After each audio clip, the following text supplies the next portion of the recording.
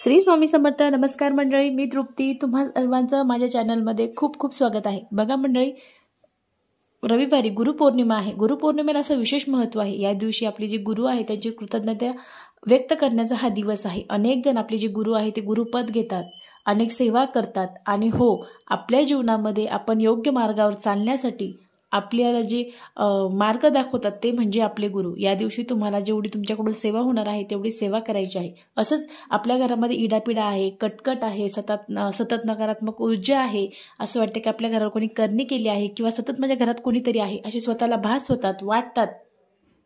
यासाठी आपल्याला गुरुपौर्णिमेला काही विशेष सेवा करायची आहे. या सेवा जर तुम्ही केल्या तर तुम्हाला निश्चित फरक पडणार आहे.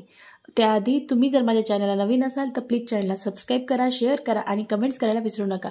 बघा मंडळी, पौर्णिमेला असं विशेष महत्त्व आहे. या दिवशी जर आपण काही सेवा केल्या, काही उपाय केले तर याचं फळ आपल्याला निश्चित भेटत असतं. असं म्हणतात की काही वेळ जी लक्ष्मी माता आहे ती काही वेळ पृथ्वीवर आलेली असते. त्यामुळे आपण जर पौर्णिमेला काही सेवा केल्या तर ज्या घरामध्ये या सेवा होतात, उपाय होतात, त्या घरामध्ये माता लक्ष्मी अखंड राहत असते असं म्हणतात. असंच आता आपल्या घरामध्ये सतत वादविवाद, कटकट आहे. आपण काही करतो तरी होत नाही. मुलं चिडचिड करतात, सतत भांडणं, सतत ओरडणं, सतत चिडचिड, या गोष्टी सतत चालू असतात. आता ह्या घरात जर चिडचिड, ओरडणं चालू असेल तर या घरामध्ये माता लक्ष्मी कधीही राहणार नाही. जरी तुमच्याकडे खूप पैसा असेल तर हळूहळू ती माता लक्ष्मी तुमच्या घरातून निघून जाईल. मग आपण म्हणू की आधी आपण खूप श्रीमंत होतो, आता का नाही? असंच तुमच्या घरात जर सतत वादविवाद, भांडणं, कटकट आहे त्यामुळं माता लक्ष्मी तुमच्या घरातून निघून गेली आहे. असंच सकाळी आपल्याला पौर्णिमेच्या दिवशी उठायचं आहे. सकाळी उठल्यानंतर आपल्याला आंघोळीच्या आधी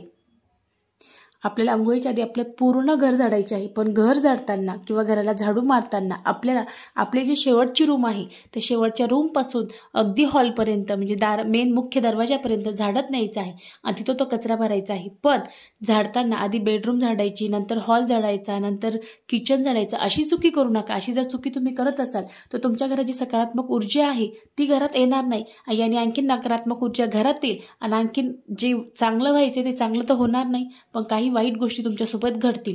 त्याच्यासाठी जे आपली शेवटचं बेडरूम आहे किंवा शेवटची रूम आहे त्या रूमपासून तुम्हाला अगदी हॉलपर्यंत, मुख्य दरवाजापर्यंत पूर्ण घर झाडून घ्यायचं आहे. घर झाडताना एकही रूम शिल्लक ठेवायची नाही. सर्व रूम तुम्हाला झाडून घ्यायचे आहे. त्यानंतर झाडल्यानंतर तो जो कचरा आहे तो कचरा आपल्याला भरून घ्यायचा आहे. जो केर आहे तो भरून घ्यायचा आहे.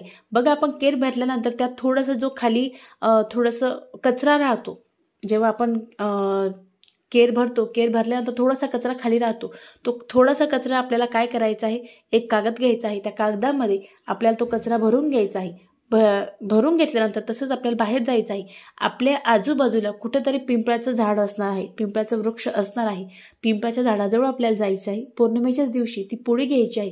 थोडासा खड्डा खणायचा आहे. खड्डा खणल्यानंतर ती पुडी आहे ती पुडी त्यात टाकायची आहे. त्यावर थोडीशी माती टाकायची आहे आणि त्यावर थोडासा मोठा दगड ठेवून आपल्याला मागं न बघता, काही डोक्यात विचार न आणता तसंच आपल्याला सरळ घरी यायचं आहे. घरी आल्यानंतर आपल्याला स्वच्छ हातपाय धुवायचे आहे आणि त्यानंतर आपल्याला देवाजवळ दिवा लावायचा आहे.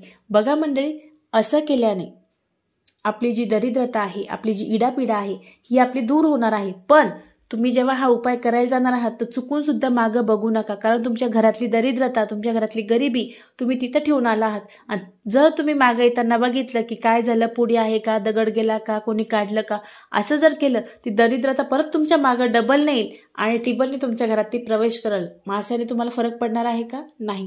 त्यामुळे तुम्हाला ही विशेष काळजी घ्यायची आहे. जरी तुम्ही पिंपळाच्या झाडाखाली ती पुडी ठेवली तर 100% सांगते 2 किंवा 3 पौर्णिमा करा, तुम्हाला याचा 1001% फरक पडणार आहे.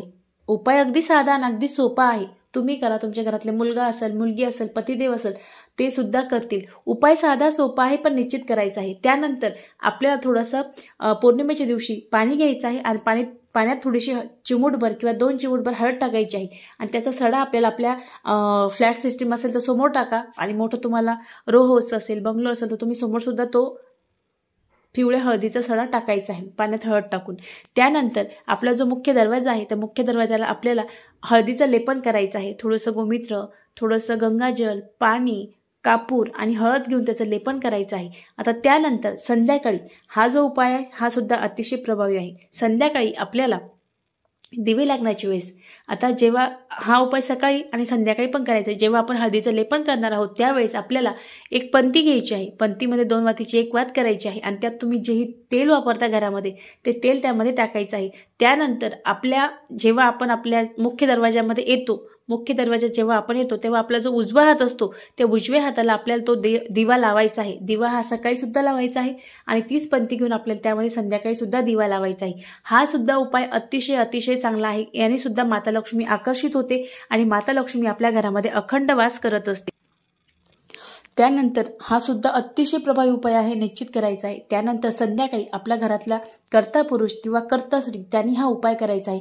या उपायानं सुद्धा खरंच सांगते अनेकांना अनुभव आले आहेत, तुम्हाला सुद्धा निश्चित येणार आहे। आपल्या सर्वांकडे तुळस असणारच आहे, बाल्कनीत असेल किंवा घराच्या एक्झॅक्ट समोर असेल किंवा आपल्या जेही बगीचा आहे त्यात सुद्धा असणार आहे। आपल्याला एक दिवा घ्यायचा आहे आणि दिवा आपल्याला लावताना हात शुद्ध गाईच्या गावरान तुपाचाच लावायचा आहे। कुठूनही कसंही करा पण ते तूप आणा, नसेल असता तर साधं तूप घेऊ शकता, पण जर तुमच्याकडे शुद्ध गाईचं गावरान तूप असेल तर त्याचा दिवा आपल्याला घ्यायचा आहे आणि दिवा घेतल्यानंतर त्या दिव्यामध्ये थोडीशी हळद टाकायची आहे आणि तो दिवा आपल्याला जी आपली तुळशी माता आहे तिच्यासमोर ठेवायचा आहे। तो ठेवल्यानंतर आपल्याला ओम नमो भगवते वासुदेवाय नमः या मंत्राचा फक्त 11 वेळेस जप करायचा आहे आणि त्यानंतर तिथंच बसून जर तुम्हाला अतिशय तुम्ही आर्थिक संकटात असाल किंवा तुम्हाला खूप पैसा हवा असेल तर त्यासाठी तुम्हाला हा सुद्धा एक प्रभावी उपाय करायचा आहे। तिथंच बसायचं आहे आणि त्या तुळशीजवळ बसून तो दिवा जो आपण प्रज्वलित केला आहे त्याच्यासमोरच बसून आपल्याला न चुकता त्या दिवशी एकच वेळेस फक्त श्रीसूक्ताचं पठण करायचं आहे। श्रीसूक्तमचं तुम्ही पठण केलं तर खरंच सांगते तुम्हाला पुढच्या पौर्णिमेपर्यंत खूप फरक पडणार आहे। आर्थिक लाभ तर होईल पण घरात सकारात्मक ऊर्जा येईल, घरातली निगेटिव्ह एनर्जी सगळी निघून जाईल, घरातली इडा तर सगळं निघून जाणार आहे। खरंच अतिशय प्रभावी उपाय आहे हा उपाय। घरातली कर्ता स्त्री किंवा पुरुष जो कर्ता पुरुष आहे तो सुद्धा करू शकतो, त्यांची सुद्धा प्रगती होणार आहे। त्यांची प्रगती झाली तर तुमची प्रगती आपोआप होणार आहे। त्यामुळे हा जो उपाय आहे हा सुद्धा उपाय तुम्हाला करणं खूप गरजेचं आहे। अतिशय साधारण अतिशय प्रभावी उपाय आहे, निश्चित करावा, निश्चित फरक पडेल। व्हिडिओ आवडला असेल तर जास्तीत जास्त मैत्रिणींपर्यंत शेअर करा। परत भेटू एका नवीन व्हिडिओमध्ये। श्री स्वामी समर्थ। धन्यवाद।